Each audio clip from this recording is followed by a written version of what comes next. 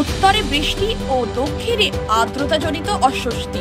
নিম্নচাপ ও মৌসুমী অক্ষরেখায় জোড়াফলা। দার্জিলিং, কালিম্পং, আলিপুরদুয়ার, কোচবিহার, জলপাইগুড়িতে ভারী বৃষ্টির সতর্কতা। বজ্রবিদ্যুৎ সহ বৃষ্টির সম্ভাবনা মালদা ও 2 দিনাজপুরে। জুন মাসের প্রথম সপ্তাহেও বর্ষা অনুকূল পরিবেশের সম্ভাবনা কম দক্ষিণবঙ্গে।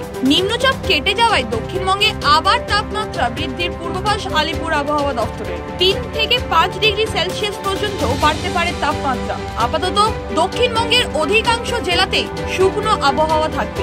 অন্যদিকে উত্তরবঙ্গে বর্ষা প্রবেশ করেছে সময়ের আগে ও দক্ষিণবঙ্গে আর্দ্রতাজনিত চরম অস্বস্তি থাকবে। স্থানীয়ভাবে বজ্রবিদ্যুৎ সহ হালকা বৃষ্টির সম্ভাবনা। রবিবার সর্বনিম্ন তাপমাত্রা 28.6 ডিগ্রি সেলসিয়াস। বাতাসে জলীয় বাষ্পের পরিমাণ 71 থেকে 92%। আগামী 24 ঘন্টায় শহরের তাপমাত্রা থাকবে 28 ডিগ্রি থেকে 35 ডিগ্রি সেলসিয়াসের মধ্যে। ব্যুরো রিপোর্ট, খবর বাংলা।